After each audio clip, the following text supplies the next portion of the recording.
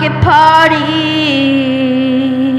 And we're back. Hey, everybody, it's your host, Darren Carter, the party starter for another exciting special event, Pocket Party Podcast. Today we are on camera, so if you're listening to this, go to YouTube and watch the episode. And right next to me, he's the one and only John Diresta. Thank you. How are you? $1. I'm good. Thank you for having me. It's an interesting catchphrase. What does it mean? $1? When my dad is a big garage sailor, my dad had the sickness, which means you love garage sales. Yeah. And he was so skilled at it that if you go to 8 or 10 garage sales a day, you want to spend as little money as possible. So even if you were selling these eyeglasses and you said $10 without missing a beat, he goes, "I'll give you $1." He goes right to it. There's no negotiation. I'll give you $1. And you say $5, and he goes, "I'll pick it up off your curb Monday morning." Like he's that smart. He knows no one's going to go, "Yeah, oh, yeah, dude." He's letting them know. And then some people are like, "I don't like this guy." When he buys it, he then shows it off. Yeah. And he paid $1. Thank you. So the thank you is, look what I got. $1 glasses. Thank you. Wow. So I started to put that in my stand-up act, and it caught on. You know what I mean? It was the callback. You know, the very last line of my set for years was, I set up $1, thank you, $1, thank you. And then I was in Coney Island as a cop late at night on a midnight. In Coney Island, there's nothing but homeless people and prostitutes. And I got so bored, there was a prostitute named Peaches. And he was a good guy. And Peaches says to me, "Officer, it's 3 a.m. When your lunch hour at?" You know. Yeah. And I said at 3 a.m. And she said, "Do you want to go out?" That's like, "Do you want a date?" Yeah. And I said, "Well," I kind of, I play it up. I go, I make like I'm grossed out, and then I go, "How much?" You know what I mean? I'm interested. Yeah. And this is a true story. At the time, she said, for us to go in the bathroom, and make love.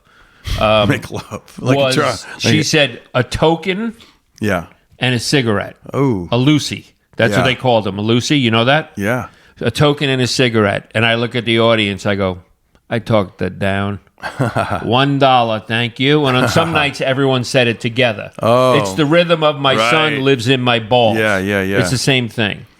And it caught on so much that to this day, in some certain frequencies in the NYPD radios, instead of saying K, out, over and out, roger that, they go, thank you. Like literally, Central, be advised, we're going to go 63 at the house, thank you. Yeah. And Michael Caine, in the movie Miss Congeniality, grabs a sandwich from over her shoulder. She goes to bite into a big hero. Yeah. Because she has to lose weight. And she looks around. She's going to steal a bite. And Michael Caine reaches over, grabs the sandwich, and goes, thank you.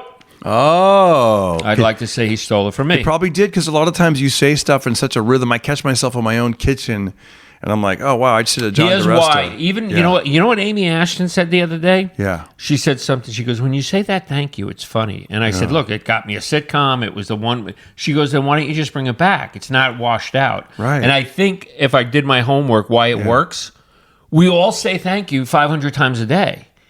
And if you just add that little spin on it, it makes it funny. Right. And it's an inside joke with people. You know what I mean? Like, here's another thing you say with the rhythm. Now watch this. And I don't even realize. You guys told me that. Yeah. I know, watch this. Or, there's a few of them. Like Brody Stevens, God rest his soul, he had a lot of those catchphrases too, where it's like, and they were to the point where like people put them on, after he passed away, like people put them on wristbands and T-shirts, and his stuff was usually like, push and believe, like, positive energy, and push and believe. I liked him a lot. There's a funny story about him. Yeah. When people say his comedy is small world, I said I did Jennifer's Coffee on a Monday night in Studio City, right? Yeah. Jeff Garland used to go there. So, but I saw his name. What were we talking about? Brody Stevens. I saw Brody Stevens at Jennifer's Coffee in Studio City on a Monday night. Next day, I flew to New York. I went to Stand Up New York, a big stand-up show, a club where I won New York's Funniest Cop years before, and there was Brody Stevens. Wow. You know how you say thank you and then you have that rhythm of it? He had one, it was called Enjoy It. He'd go, enjoy it. Yep. And I asked him where that came from, and he said he was at a drive-thru, and he used to go to 2 drive-thrus when he went to ASU in Phoenix. And this, for some reason, this worker, she worked at one fast food restaurant, and then she worked at another fast food restaurant across the way. And at both places, you know, she'd always, after she'd, you know, you get did the business, got the food. She'd say, enjoy, or enjoy it, like that. And then he said he started doing it, and then when he was on the baseball team, he did it in the dugout, and then the players started catching on. They'd be like, enjoy it. Yeah, it's kind funny. of deal. I got a deal. So here's the thing. He said $1. I bought some house shoes this week, like slippers. Right. Do you wear slippers? No. And is there a reason, or have you ever? I get them for Christmas for 33 years. I just okay. Socks or shoes. Socks or shoes. Are you barefoot around the house? Not barefoot ever. What about in the winter? When it's really cold? No, just socks. You still go with the socks. Yeah, I'm not gay, dog. Yeah. Do you? I don't know what you're getting. Do you wear like thigh-high socks with like a little thing that device? But they vary. I wear Peds. I wear, but they all have to. Before I go to bed. Yeah. And this is a weird thing. I never told anyone this. The one thing I need to do before I do a set as a comedian, is I need to have all my teeth cleared out with a toothpick. I need to have all. I guess it's a weird thing. You don't use floss? And whatever it is. Gotcha. Yeah. No, actually, I did a gig in Tempe, Arizona, and right before I went on, I had something I couldn't get out. That, yeah. We sent the doorman to CVS to buy me floss. You got to use floss. Yeah, Mark Fry. He moved to L.A. Yeah. All right, anyway. Yeah. What were we talking about? Slippers. Oh, slippers, socks. Oh, I have to pull. This is before I go to bed and before I do a set. I have to have whatever socks are on, no matter what length, they have to be pulled as high as possible. Oh. Before I go on as a comedian? Yeah. I have to do it. Yeah. I never miss both feet. Right. Or both legs. Yeah. And then when I go to bed, and when I was married to Fran, you know, I would adjust my scrotum. I pull up the underwear, I do the socks, and she would yell, "Stop rustling. You're rustling. Yeah. You're a rustler." Yeah. But I had, you know... Yeah, you have little superstitions or just little idiosyncrasies. I have to de-ball my gooch if you want the detail. You don't need it, though. So up at the farm, I have like a pair of slippers, and it's great because it's like cold winters. I can imagine. And you get on the wood floor, and you're like, so then you wear socks, but then sometimes they're slippery, and then we got the socks that have the grip at the bottom. Right. Like Gorilla Grip. Cycle Ward socks. Yeah, so you're like gripping, but then that's kind of like not fun either. And then sometimes they get too hot, and you're like, then you got to pull the socks off. But up there, I have slippers, and it's called Deer Foam. And it's so comfortable and cozy. And I don't know why I never thought to have them here in LA. And I said, you know what? I'm gonna treat myself and get a pair of slippers. Nice. And 2 days ago, I Googled where I could find these slippers. I found a place. Well, number one, to get my size and what I want, they were like 30 miles away, 40 miles away. Thank you. I could have went to Hollywood, but I'm like, it's a weird Target. That's a location I really don't want to go there. Yeah. But so I said, let me just shoot the dice and I'll just try this other place. And I went out to the Empire Center in Burbank. Right, I know where it is. Yeah, and so I said, I'm going to park, and because there's 4 different places I could try it. So the first place I went to Target. They had the slippers, but they were like 3 sizes too big, and I'm like, is it worth it? And so I actually tried it on, even with the socks. And I'm like, it's way too big. I'm going to be flopping around like clown shoes, right? Yeah. So I went to the next place, Marshalls. I hadn't been to a Marshalls in a while, and dude, it was crowded and packed. Wow. And I don't ever go to retail stores. Yeah, do you know why? Why? I go to garage sales. Oh, it's true. I legitimately buy clothes. This shirt I bought at a garage sale. It looks nice. And now watch this. How much was it? It was $1. Thank you. But watch this. I bought it from a gay guy, and I didn't wash it. I'm such a huge garage. I buy the clothes and put them right on. So now it smells like this guy, and I kind of like it. How do you know he was a... Well, it was 2 guys that were getting divorced. They were yelling at each other. Oh, wow. At the garage sale. Oh, it's funny. So, now ready for this? Yeah. I can't quit you. You know where that's from?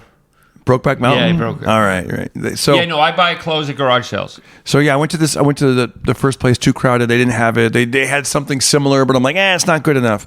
And by the way, the slippers that I want are they're about $40. Okay. So then I went to the second place, or third place. It was called Nordstrom Rack. Now, in my act, I did the whole thing about basic.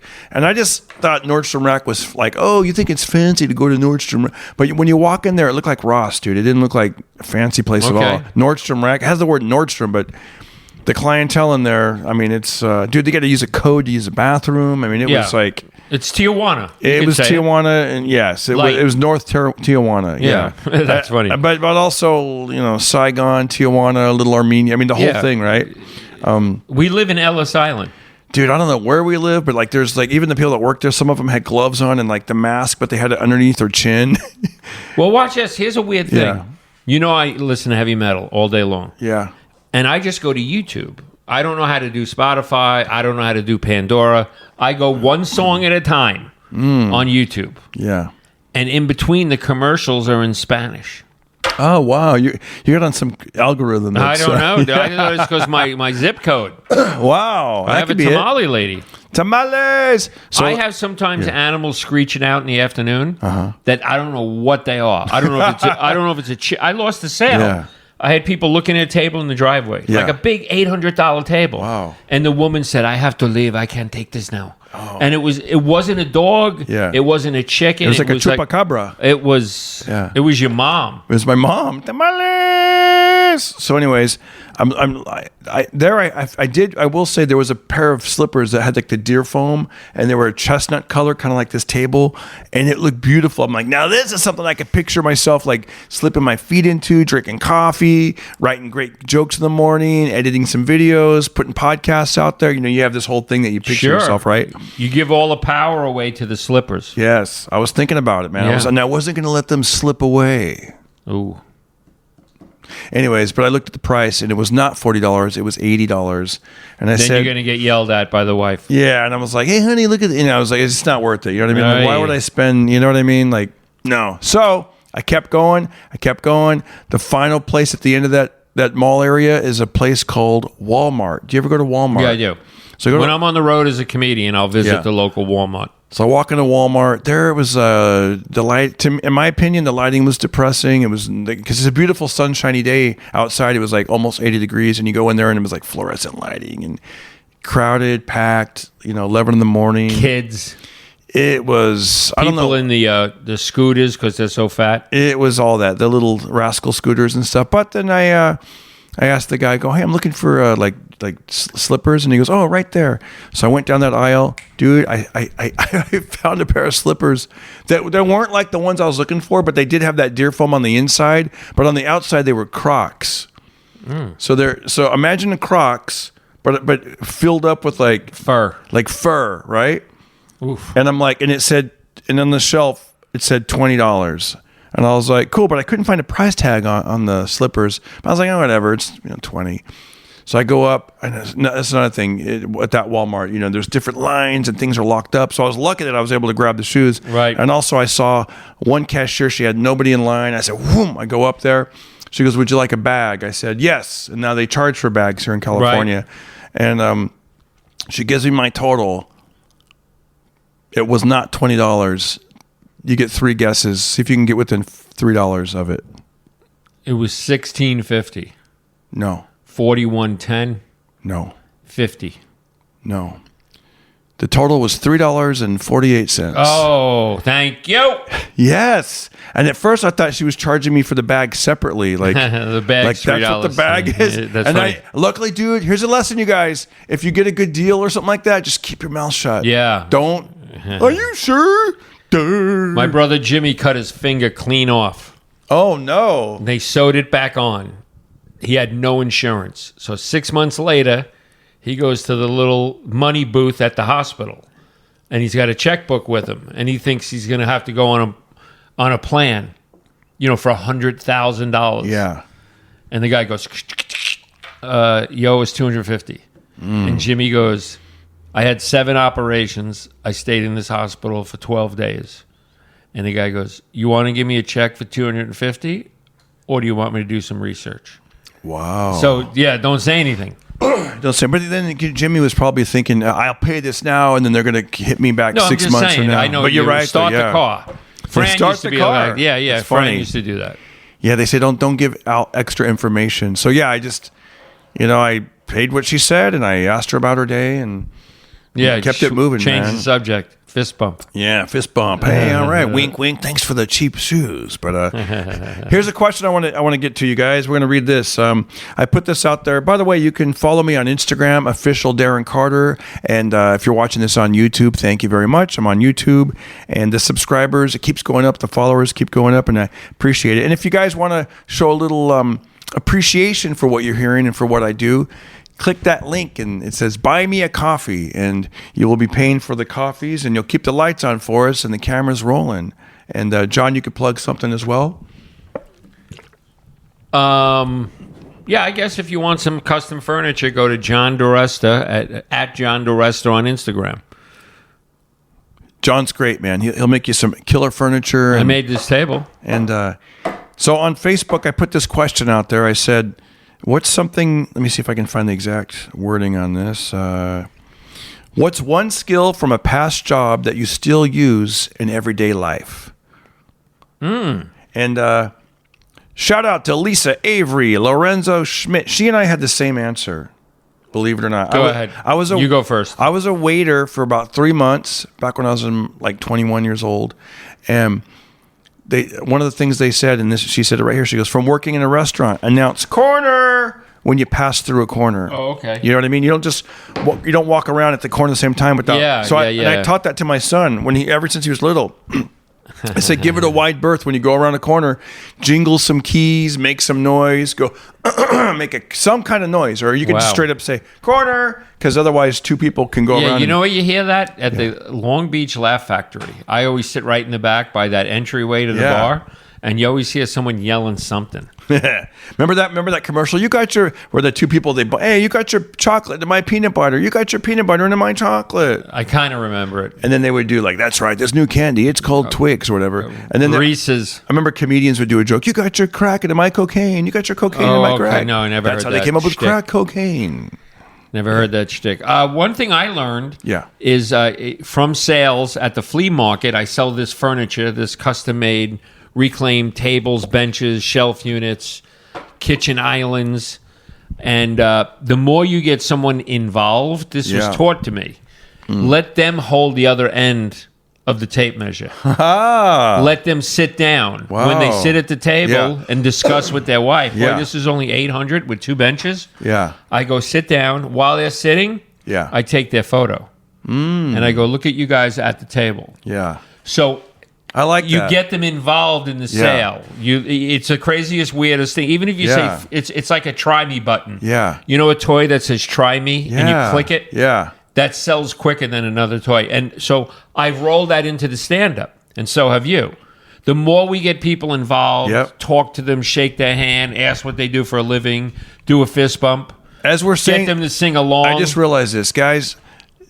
Leave a comment on YouTube if you have an idea. If you want to participate in the conversation, hey, I do this, I do that. Leave it in the comment below. That's right. See, we'll do some engagement. And by the way, you guys can leave comments on Spotify now.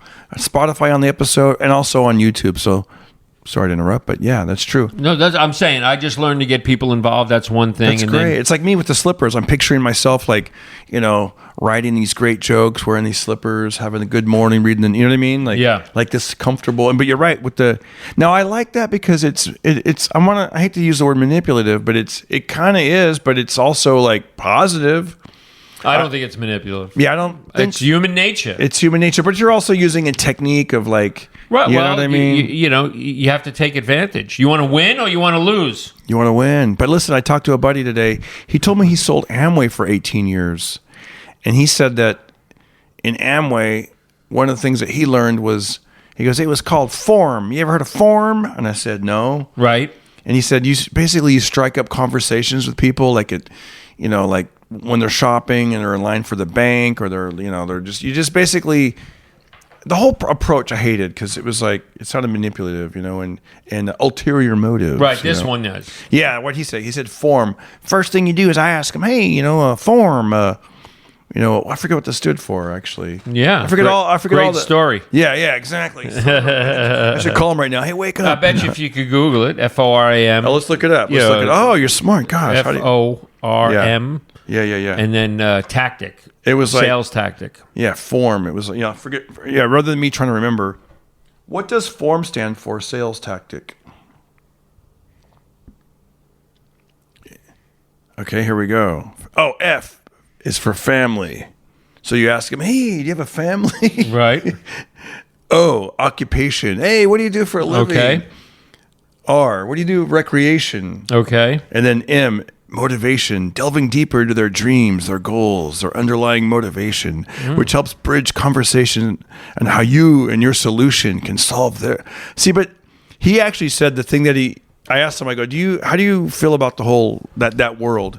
And he goes, you know what? He goes, there's a lot that I liked about it, but he goes, that's the part I didn't like. He goes, because every time I would talk to somebody, I was in my mind, I'm like, how can I guide this conversation into getting out what I want, out of them? And it's like, as opposed to having real connections with people, it's more like, right. My thing is a little different because when I'm trying to close somebody, they're leaving with something that's tangible. It's a table, it's a bench, or if I'm sitting down to design something, I have to then try and talk them into the sale. Yeah. In other words, a custom order. This was a custom order, and the color wasn't right. Yeah. But I have to talk her into this. But she's at least leaving with the table. Amway has a bad reputation of what are you going to do? Yeah. You're going to now sell Amway to someone else. Right. You're going to learn form. Yeah. In other words, it's like... but shout out to anyone that does Amway. We love it. We know you're out there working, man. But, you're the best. Thank you. Thank you. Okay, here's the next one. Ready? Shout out to Angel Jackson. Worked as a cashier in a casino. I cleared my hands every time I handled anything. That's what they said. I was so tired. She goes, another funny, I was so tired I tried to swipe my badge to get out of the bathroom stall. Then was confused for a minute when it didn't work. Oh, God. Yeah. Yeah, working in a casino's got to get old. As fun as it looks. I know. You with drunks, you with amateurs. People losing. The depressing. Yeah. No, thank you. I'm full. I use a garage door opener, and the garage door it opens. Sometimes this reminds me, she said trying to swipe the bathroom stall. I would be at the intersection going like this, trying to make the red light turn green. That's funny. I'm like, what am I doing? It's like, because you get on autopilot. Here we go. They said they used to work in a deli that sold high-end cheeses. Okay. So you need a good conversation topic? Let's chat about government cheese caves or the fact that you can get high by eating enough white Stilton. Need to make a charcuterie board to please everybody? I gotcha. One fresh, one soft, one smoked, one aged. Oh, that's good to know. Yeah. Because I make charcuterie boards. I don't fill them up, but I like that. Yeah. Had a bad day and want the best grilled cheese of your life? Get over here and let's roast Gordon Ramsay's grilled cheese into oblivion while we make our own. Cheese is a universal language. Cheese is love. Cheese is life. Rachel, thank you. That was really good. Okay, here's another one from Carrie. She says, same sort of thing, like right behind you. Oh, she says right behind you, babe. 30 years of being a food and beverage server. Right behind you. Got it. You know what? Right behind you. Yeah, but that's what they say in prison in the shower.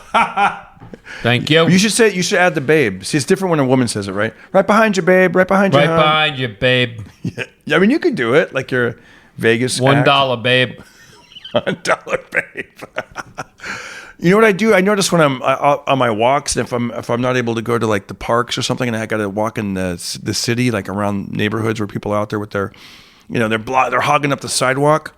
If I say like behind you or on your right or they don't pay attention. You know what gets people's attention? When I bark like a dog. Really? Yeah, because people love dogs or they fear dogs. I never knew that. So if I'm walking and I'm behind you and you hear, if I go.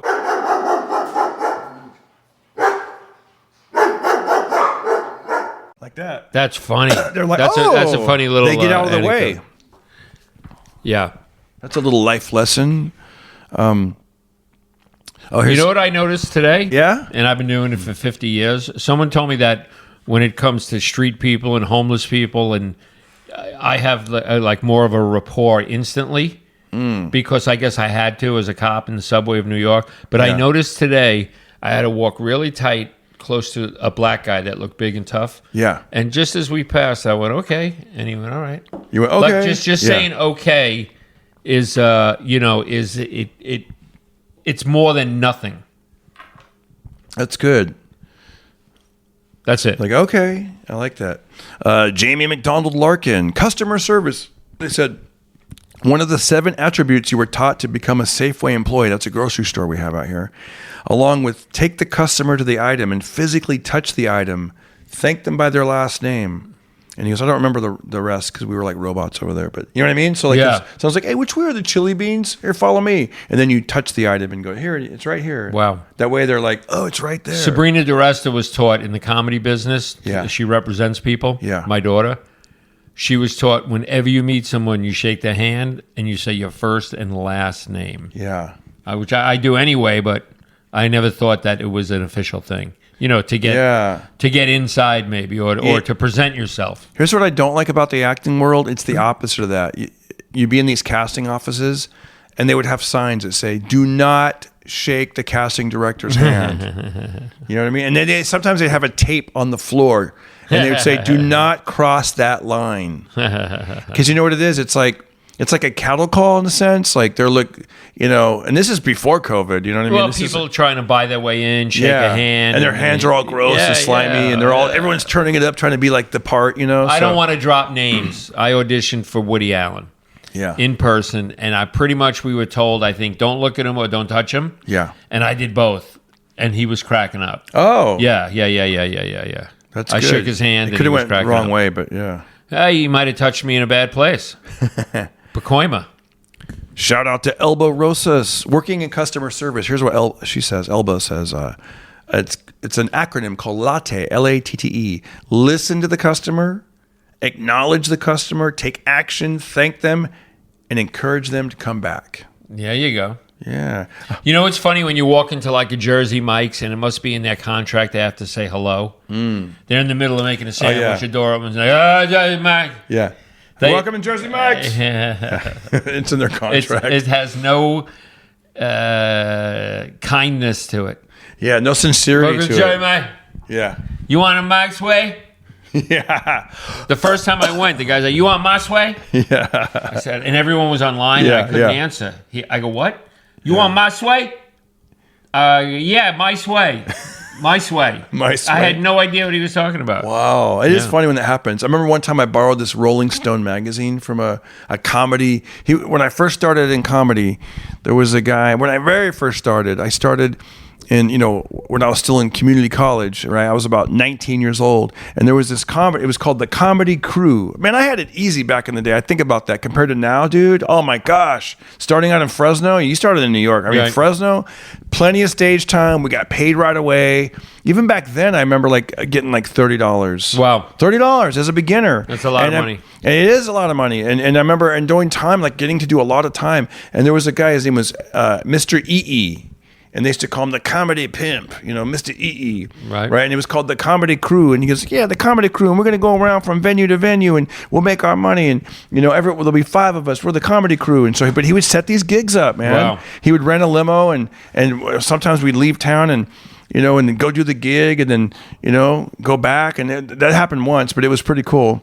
Nice. And then he booked us at I remember we did a gig at a juvenile hall. We did a gig at a drug rehab. But then he booked us at different breweries and stuff. But there was a big comedy Rolling Stone magazine that came out, and he loaned it to me. And then when he wanted it back, I didn't quite understand it because we were on the phone.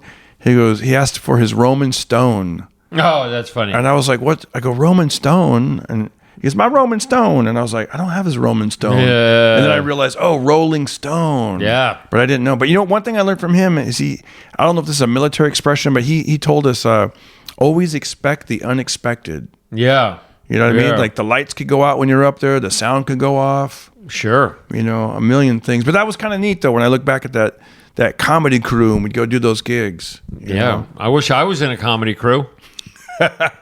Thank you. Yeah.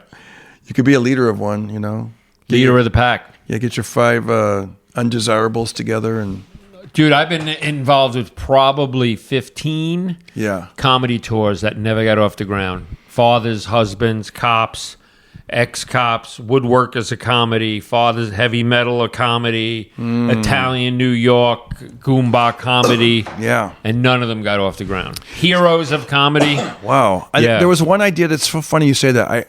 I completely forgot about this. It was in Albuquerque. We got to play the Kiva Center. It's this huge theater. And this was 20 years ago. And I was on a tour, and the idea was we were going to combine Mexican comedians and white comedians. And the name of the tour was called Beans and Crackers. And I did Guns and Hoses. Guns and Hoses, Cops I love and it. Firemen. And I totally forgot about this until I went back. I want to give a shout out to all the good people in Albuquerque, New Mexico, who came to see me at Cusada's. It was awesome. And Animal was there. Thank you, Animal, funny comedian. And he's also a big-time radio guy in Albuquerque. And he goes, dude, I remember you from the Beans and Crackers tour, because he was on the tour. Right. And it was me and Fluffy, Gabriel Iglesias. Yeah. We did one show as Beans and Crackers. And I kind of didn't neither one of us liked the name, but this is before either one of us had a name, even though he's huge now. But dude, I did Boys Night Out. That sounds kind of with Tom Likas. We were going to be.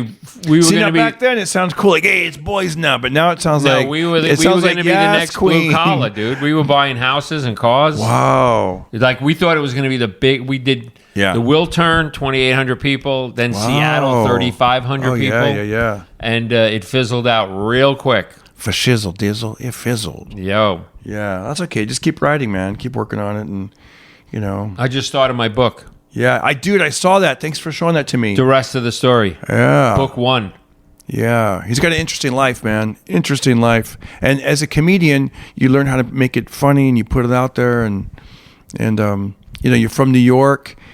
And I was born in New York City because I was raised in Long Island. Only a couple of years ago, I went, wait a minute, I was born in Queens, New York, and I'm a real New Yorker. I was born in the confines of New York City. I never put that together. Because I don't remember, because I was 1 day old. You get it? Yeah. But I was raised in Long Island, which isn't considered New York City for people that don't know. You know who I met the other night? You've heard of the famous comedian Jackie Mason? Yes. Yeah, I did a gig with his daughter. Oh, okay. Yeah. I met his daughter. Yeah. And is she funny? She's very funny. Oh, good. And New York. She's funny. And I could have this wrong. You could Google it, but I think that he denied that was his daughter, right? Oh, I don't know. He probably didn't want to pay. Right. No, but he did pay. Apparently, she said that, there's articles all over the internet, he paid until she was 18, but he still denied that was his daughter. And so I don't know. Well, there was another one. He passed away of cancer. I can't think of his name. He paid for 18 years. And the day the kid turned 18, the mother said, oh, that was Sam Kinnison's baby. Oh, yeah. Right? Yeah. That's tough. Yeah. Carl LeBeau. Yeah. Yeah. Damn, it's a tough business. That's crazy that happened, man. I have 3 kids. Yes. And a grandson. That's beautiful. What's your son's name? Grandson's name? His name's Noah, right? Noah, yeah. Noah. Noah Diresta Pellegrini. Was he named after Noah's Ark, like that Noah? I never asked. You never asked? I do know that Fran and I had, this is a true story, people won't believe it. Fran and I had 3 kids. Mm-hmm. They were all about 9, 10, 11, and I was making a lot of money in showbiz. Books, movies, TV shows. I was the man. And Fran said, look, I'm not getting any younger. If you want to have one more kid, we have a little money in the bank. What do you think? And I said, there's 3 in the next room that I don't want. So I don't want a 4th one. However, I want to get in good with Howard Stern. I'll make you a deal. If it's a boy, the name has to be Howard Stern Diresta. I was going to name my second son Howard Stern Diresta. Yeah. And my wife said, forget it. I don't want to do that. Yeah.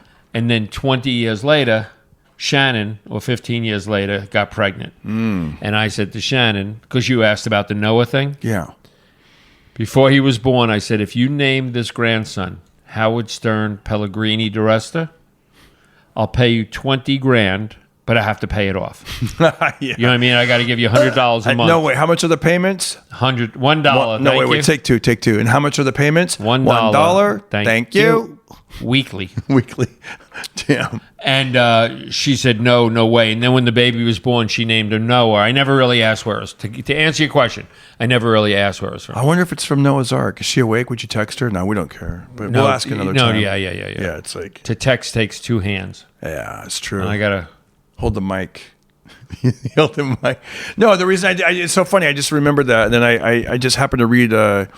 something about Noah's Ark today, about the animals and God's promise and the rainbow. I do know my dad had... My dad had... I mean, I would never do this to my kids. It's weird. Yeah. When we said we were going to name my son Zachary, my dad went off. Like, gave his opinion on... He didn't like the name Zachary. Did not like the name Zachary. Yeah. Then when I told him... So we named my son Matthew. Yeah. Then we came up with the name Chelsea for Sabrina. After Bill Clinton's... Yeah. And then Shannon was born. Is she going to be a stripper? Oh. That's 3 in a row. Oh, yeah. 25 years later, maybe 30 years later, my grandson's born. And my dad, I said, the baby's name is Noah. Yeah. What? I said, Noah.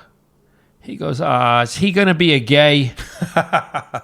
I go, I don't. He's 4 minutes old. I don't really 4 know. 4 minutes old, yeah. He goes, what? He thinks L.A. is so liberal. Yeah. What box did your daughter check off on the birth certificate? And just to mess with him, I said, she checked off other. That's funny. Pangender. So my name is, I'm Darren, and I was named after, my grandpa named me after a character on Bewitched. Because he used to watch Bewitched all the time. I love Bewitched. And, and to this day, I don't know which Darren it is, but... and then the joke I do is I'm like, I'm just glad he didn't watch Gilligan's Island. Zhajing. I might be known as Skipper. I will tell you this. On my Instagram, the little girl from Bewitched is now like a 50 or a 60-year-old woman. And she is extremely good looking. She is? Oh, good. The little girl. Yeah.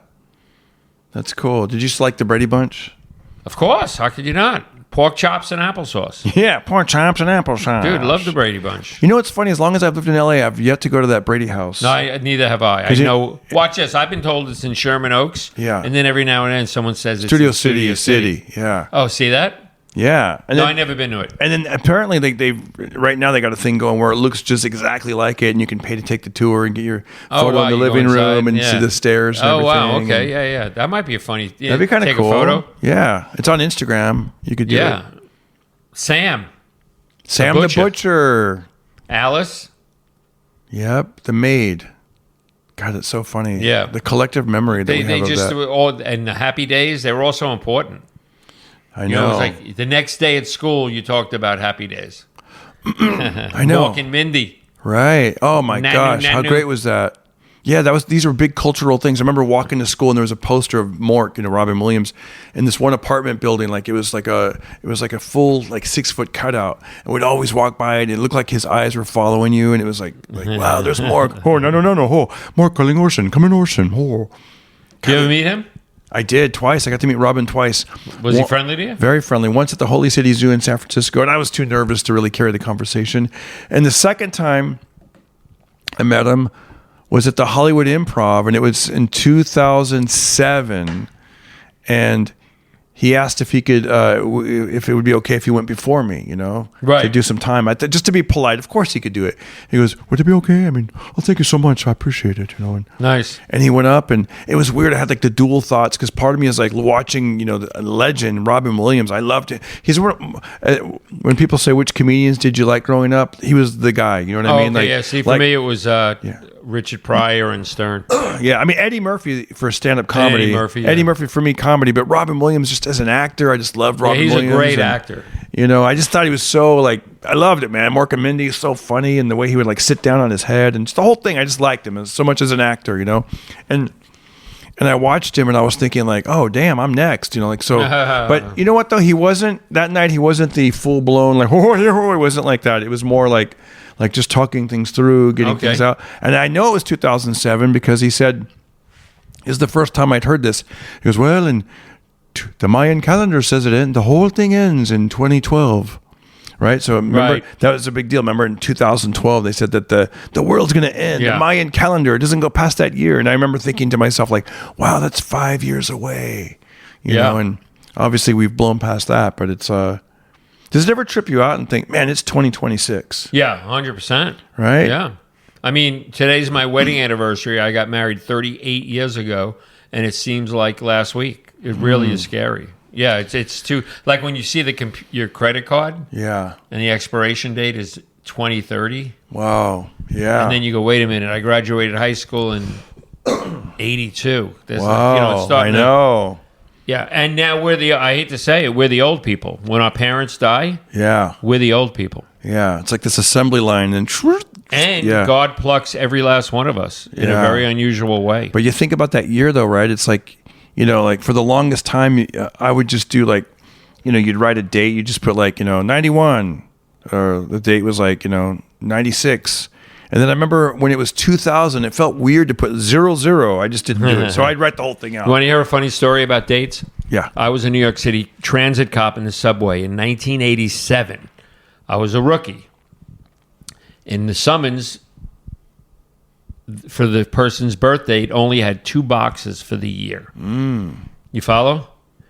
So Lenny Torricelli hands in a summons for a guy that beat the turnstile, jumped over the turnstile.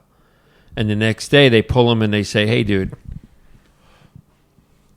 you wrote that this guy that jumped the turnstile was born in 90. That's 2 years from now. He goes, no, he was born in 1890. Oh, wow. That's a true story. He wrote like a 100-year-old guy or something. Wow. Yeah. Just let that guy go, man. No, of course. I'm saying that's obviously. But I'm saying. Wow. And watch this. You're probably not going to believe this. When I was still alive, when I was alive as a kid, a person that was born into slavery had passed away. So in my life, there was a slave still alive. Does that make sense? Yeah. Wow. Did they work at Jersey Mike's? No. You on my way? Yeah. You want my What? You on my way? Dude, I'm sorry. You want my sway? Yeah, that's funny. It's. I remember. I met this lady that was 113 years old. Really? She was 113. Yeah, and I was asking her questions, and dude, it was funny. She was really sharp and kind of grumpy. Like I was like, I probably should just talk to her like normal, but I was fascinated with it. And this is about 16 years ago. I did a radio show. Wait, real quick before do the math. What's 113 plus 16? That's 129? Right. So what's 129 years ago? Like 1897? Yeah, something like that. Something like that. You guys do the math at home. But anyways, so I go, wow. So I was just looking at her going, wow, she's been around before airplanes. She's seen airplanes. Right. Like, what's it like? I was just trying to like have this conversation like you've seen so much. And now we have like AI or whatever, but we didn't have AI yet. And I asked her about the plane thing. I go, wow, you remember when it was like with covered wagons and then cars and then airplanes? I go, is it weird to see like an airplane? And she goes, my brother was a pilot. I was like, oh, okay, I'm going to stop talking. Yeah. I did a talk show with Henny Youngman. He was very old. And then I did a stand-up gig with Phyllis Diller. I don't want to drop names. You know who it was? It was me, Barry Katz, Dom DeLuise. I don't want to drop names. The big fat guy that died, Ralphie May. I love Dom DeLuise, by the way. Phyllis Diller. Wow. Yeah, what a crew. Was Dom really nice? Was he cool? No, he sat off in the corner, and where me, Barry Katz, Phyllis Diller, and Ralphie May, we're all kind of just trying to mix it up and bag on each other. He sat all the way off in the corner. Wow. Yeah. Same with I flew a private jet for a Miss Congeniality thing, and Candice Bergen sat all the way in the back. Yeah. And didn't talk to any of us. Wow. Yeah. But where did the plane go? Did you guys go to Epstein Island? That's funny. We went from. Did you know there's a second airport at Burbank? It has a different name. Did you know that? I heard about it. Yeah. Yeah. I'm flying. Yeah. I check in at Burbank, and the guy looks up and goes, "You're at the wrong airport." Oh. And my heart sank because I had a half hour. You're thinking LAX? He goes, no, it's called whatever, ba. Yeah. It's a quarter of a mile that way. Right. So we flew from that airport, which is technically Burbank, to Austin, Texas, to do the table read. Wow. Yeah, because somebody had told me, they're like, yeah, you should try this other airline, and it wasn't Southwest and it wasn't American, but it's at the Burbank airport. So I figured it was Yeah, it's right next door, but it's like a different I figured it's kind of like, I know the whole airport's huge. We're like, but I will tell you this: that's the only time I ever flew private, as we say. You know, I'm a star. Mm-hmm. They don't check you. They don't pat you down. So everyone has marijuana on them. Wow. Everybody. It's like, and then even if you don't smoke it, it's like, you know. You got it. You have an inside secret. You just park your car like just you right there. Right, and you walk to the plane. Dude, that must be so nice. Yeah, it's not easy. Wow. But by the way, dude, the Albuquerque gig was amazing. The casino. Thank you guys. Yeah, I got to hit up my guy. They picked me up from the airport. They had a black car service. Your hotel is right there in the casino. Your top floor. You just literally go out your room, elevator, walk through, bam, you're there. Anything you want to. It's just all the food was fantastic. It was like being a stand-up comedian is the only job on earth where you could live like a millionaire and make $60,000 a year. You could, yeah, you could make, especially if you have roommates and I'm saying just the travel, the way they treat you nice. We do get to see the world. Dude, I remember when I was younger and you have the roommates, but you're like you said, your name's on the marquee, food, drinks. Dude, when I tell the audience, nice hotels. When you do this for 35 years, you go to a lot of strange places. As you can, put aside casinos, birthday parties, biker conventions, funerals. I tell the audience, I did 2 shows in Hong Kong. It's a communist country, and I'm a schmuck from Long Island. I've been to Alaska 5 times, and I just did the Hells Angels headquarters in their headquarters. You know what I mean? It's street cred. Yeah, it's wild. And you know what Jay Leno said? You can't just do the same room every night, because when all of a sudden you get to have to do a different club or a different private party, and your 5-minute thing about the lighting is wrong that you do every night, you can't do it. Or you can't be North Hollywood adjacent. Yeah, exactly. Like, you have... I've seen this one comedian, he does a whole joke about an intersection. Like, hey, what about that wacky intersection? And then it's like, dude, once you get like 30 miles away, it's not going to work. No one cares about that intersection, I did a gig when I was a new comedian. I did a gig about 100 miles, maybe 120 miles north of New York City in a city called Poughkeepsie. Have you ever heard of Poughkeepsie? Yeah, Poughkeepsie, yep. And I said, my wife's from the Deep South, Rockaway Beach, Queens. Yeah. Now, Rockaway Beach is 130 miles away, and it got a huge laugh. It's similar to like around here, you could 50, 70 miles away, you can get away with a North Hollywood joke or a Pacoima joke. Right. Yeah, but... Right on, man. Your phone is blowing up. Yeah. It's not easy. It's not easy. Yeah. Well, John, I want to say thank you for doing the podcast again. No problem. Thank Another you. episode. We hope we made you guys made your day a little bit better today. What's up, Casey? That's right. Shout out Galaxy Goddess. Shout out to Christopher McCrae. Shout out to Trevor on YouTube, and shout out to Canadian Maple Stirrup. That's right. Whoa. Yeah. That's off the top of my head. Maple Stirrup. Yeah. All right, guys. Have a great rest of your day. Thanks again. Leave some comments, some thumbs up. $1. And we'll see you on the next one. Everybody listen to Darren Carter. We all know he's the party starter. So if you want to listen to a podcast for free, then listen to The Pocket Party.